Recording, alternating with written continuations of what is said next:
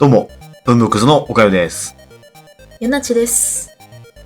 前回に引き続き、暗示の制作過程を面白おかしく紹介していきます。暗示が何か知らない人は、Steam で暗示を検索して、この緑のボタンを押せばゲームを遊ぶことができます。文福図初のホラー作品、ぜひ遊んでみてね。では、暗示制作実況パート2やっていきましょう。前回の動画では暗示のコンセプトや背景をメインに制作しているところを簡単に紹介しました。今回はホラーゲームの重要な部分である老夫演出の実装をやっていきます。というわけで、この先ネタバレ注意なので、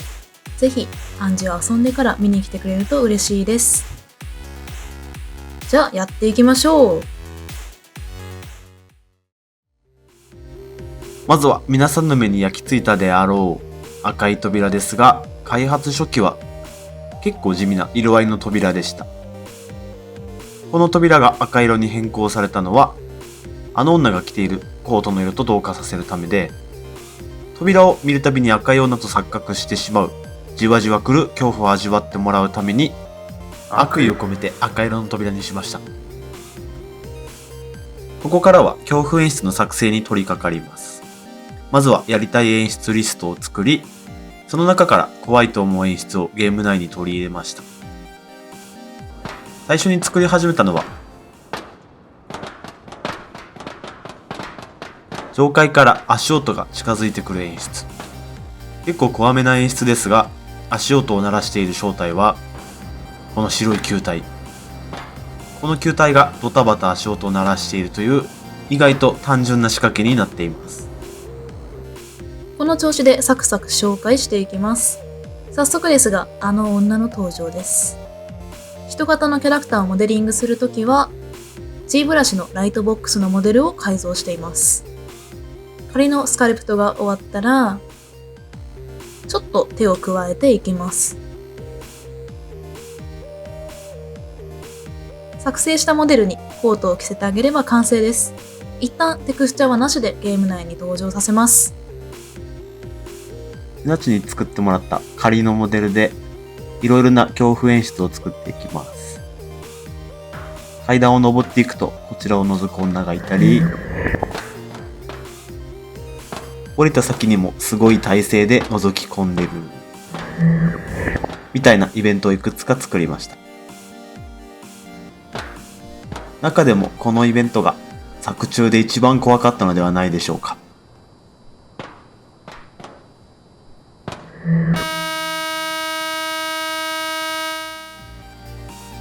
というわけで、この強制フリーズイベントですが、赤い女に目線を合わせる、もしくは一定距離まで近づくと、必ずカメラが女の顔の方に向いて、エラー音とともにフリーズします。このエラー音、実はある有名ゲーム機のエラー音を参考に作らせてもらいました。聞いたことがある人もいるかもしれないですね。演出もいくつか作成できたので、小物類を配置していきます。蛍光灯や回数表示板など、だんだん製品版のステージに近づいてきました。蛍光灯が点滅するアニメーションを作って、いい感じの雰囲気にしてみたり、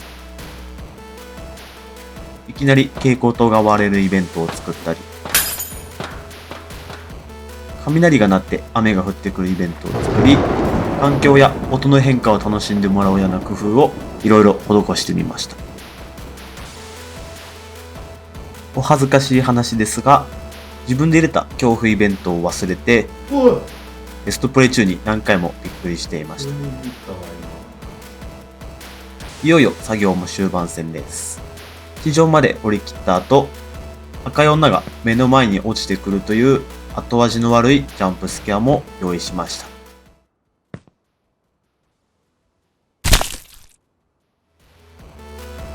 さすがに仮のテクスチャのままだと OK なので、サブスタンスペインターでテクスチャを描いてあげます。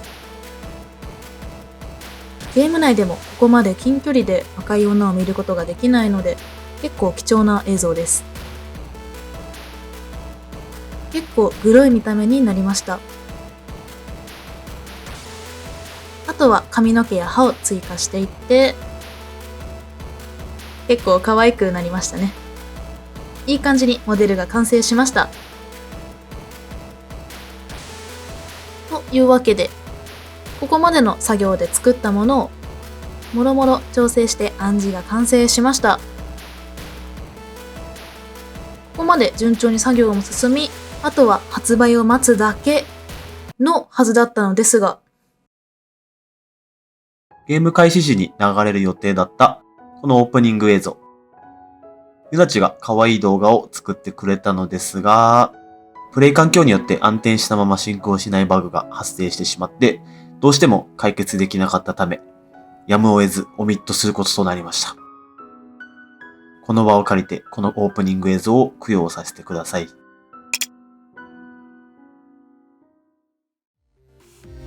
最後に少し悔しい出来事がありましたが、文福図初のホラーゲーム暗示を皆さんに楽しく遊んでもらえていたらとても嬉しいです。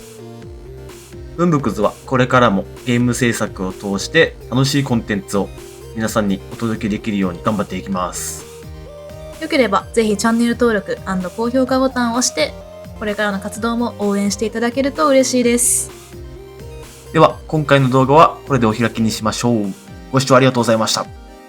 バイババイバイ。